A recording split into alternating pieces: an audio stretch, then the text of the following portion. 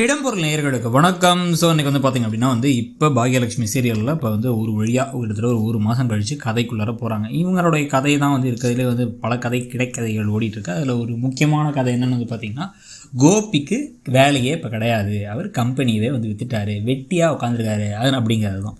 ஆனால் அந்த வெட்டியாக உட்காந்துருக்காருங்கிறது ராதியாவுக்கும் தெரியாது, யாருக்கும் தெரியாது. ஒரு கிரெடிட் கார்டுக்காரங்களாம் மிரட்டிக்கிட்டு இருந்தாங்க. ஏகப்பட்ட கடன் தொல்லை இருந்துச்சு. ஃப்ரெண்டுக்கிட்ட காசு வாங்கியிருந்தார், 10 பைசா காசு இல்லை. இதை விட முக்கியம், ஒர்க் பண்ணவங்களுக்கு சம்பளமே என்ன போட்டு விடல. சம்பளத்துக்கு நான் ஏற்பாடு பண்ணிகிட்டு இருக்கேன், எப்படியாச்சும் போட்டு விட்றேன் அப்படின்னாரு.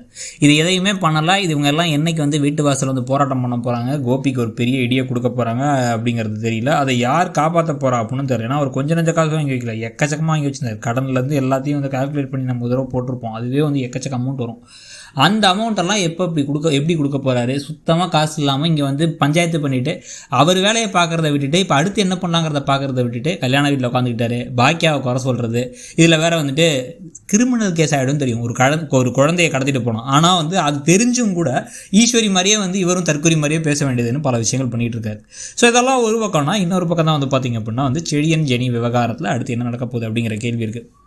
ஏன்னா செழியனும் ஜெனியும் அவ்வளோ தூரம் காதலிச்சு கல்யாணம் பண்ணதுக்கு பிறகு செழியன் முதல்ல பார்த்திங்கன்னா சீரியல் ஆரம்பிக்கும் போது இப்போ ஒரு பிசாசாக இருப்பார், எதையுமே கண்டுக்க மாட்டார், ஒரு பாசமே இருக்காது, தனியாக போயிடலாம் நினச்சிட்டு இருந்தார். அங்கேருந்து செழியன் மாறி அவருக்கு ஒரு கேரக்டரே ரொம்ப ஒரு குணச்சித்திரமாக மாறிடுச்சு அவருக்கு. ஆனால் இப்போ அவங்க அம்மாவை புரிஞ்சுக்கிறாரு. அந்த ஜெனி விஷயத்தை இவர் பண்ண தான் தப்பு, இவருடைய தேவையில்லாத வேலை தான் எல்லாத்தையும் ஆரம்பிச்சு விட்டது அப்படிங்கிறது எல்லாமே அவருக்கு புரியுது. ஸோ அதனால தான் இப்போ அடுத்து என்ன பண்ணலாம் அப்படின்னு அவர் யோசிச்சுட்டு இருக்காரு. ஸோ இப்போ அதில் என்ன நடக்க போகுதுங்கிறது அடுத்த பாயிண்ட். இப்போ கவுன்சிலிங் போகிறாங்க. கவுன்சிலிங்கில் மனசு விட்டு பேசுகிறது. ஜெனியுடைய அப்பா தான் இப்போ வில்லனாக இருக்கார். ஜெனிக்கு அது மட்டும் இல்லாமல் ஜெனிக்கு வலி ரொம்ப அதிகமாக இருக்குது மனசில். நம்ம ப்ரெக்னெண்ட்டாக இருக்கும் போது, நம்ம குழந்தை பிறந்தபோது கூட அந்த பொண்ணை போய் பார்த்துருக்கானே, அவன் இவ்வளோ மோசமாக நடந்திருக்கானே, நம்ம எதிர்பார்க்கலையே, இப்படி அவன் இருப்பான்னு நம்ம யோசிக்கலையே அப்படின்னு நினச்சிட்டு இருந்ததில் இருக்குல்ல. ஸோ அதில் வரக்கூடிய பிரச்சனைகள்லாம் ஒரு பக்கம் இருக்குது. இந்த ரெண்டையும் தாண்டி இப்போ ஆக்சுவலாக நடக்க போகிற கொடுமை என்னென்னு பார்த்திங்கன்னா, இதில் இந்த டாப்பிக்லாம் கூட பரவாயில்ல, தயவு செஞ்சு வேணாம் ப்ளீஸ் இழுத்து மூடிடுங்கிற மாதிரி கோஸ்ட் கணேசன் மேட்டர் தான் இப்போ அடுத்து வரப்போகுது. இந்த கணேஷ்னு ஒரு கேரக்டர், அந்த கேரக்டர் பார்த்திங்கன்னா அமிர்தாவுக்கு ஒரு கல்யாணத்தை பண்ணி வச்சுட்டு அவர் இல்லைங்கிறத தெரிஞ்சு கண்ணு முன்னாடி இறந்த ஒருத்தர். அந்த வீடியோ, அந்த எபிசோட் திருப்பி 2-3 தடவை கூட பார்த்தாச்சு. அவர் கண்ணு முன்னாடி கையை பிடிச்சி இறக்குறாரு. ஆனால் அவர் எங்கேயோ இறந்தார், எங்கேயோ ஹாஸ்பிட்டலே கடந்தார், 2 வருஷமாக கடந்தார், காணாமல் போயிட்டார் அப்படிங்கிறாங்க. கண்ணு முன்னாடி செத்தவர் எங்கேயா காணாமல் போனாங்க, வாடியை விட்டுட்டு வந்துட்டிங்களா அப்படியே கிளம்பி, கையெழுத்து கூட வாங்காமல், டெத் சர்டிஃபிகேட் கூட வாங்கலையா அப்படின்னு பல கேள்விகள் நமக்கு இருக்குது.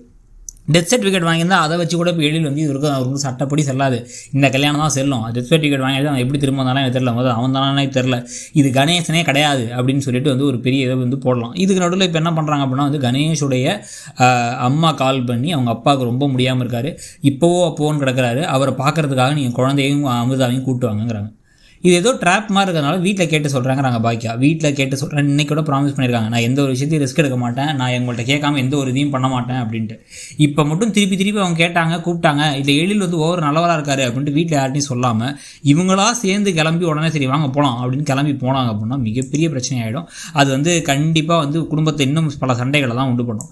இதில் அவங்க என்ன பண்ண போகிறாங்க, இந்த தடவை எப்படி ஹேண்டில் பண்ண போகிறாங்க, அங்கே வச்சு குழந்தையும் இவையும் கடத்தி வச்சுக்கிறாரா, அவர் கடத்தி வச்சுக்கிறாரா, அதை பழி யார் மேலே விழப்போகுது அப்படின்னு பல கேள்விகள் இருக்குது. ஸோ ஒன்றுனா அடுத்தடுத்து நடக்க போகுதுங்கிறத பற்றியும், இந்த கதை இப்போ இப்படி தான் போகுதுங்கிறத பற்றியும் உங்கள் கருத்து என்னங்கிறத சொல்லுங்கள். நீங்கள் இந்த கதையில் எதிர்பார்க்குற விஷயம் என்ன அப்படிங்கிறதையும் சொல்லுங்கள். தேங்க்யூ. இடம்பொருள் நேயர்களுக்கு வணக்கம். ஸோ இன்றைக்கி பார்த்திங்க அப்படின்னா இப்போ பாக்யலட்சுமி சீரியலில் இப்போ ஒரு வழியாக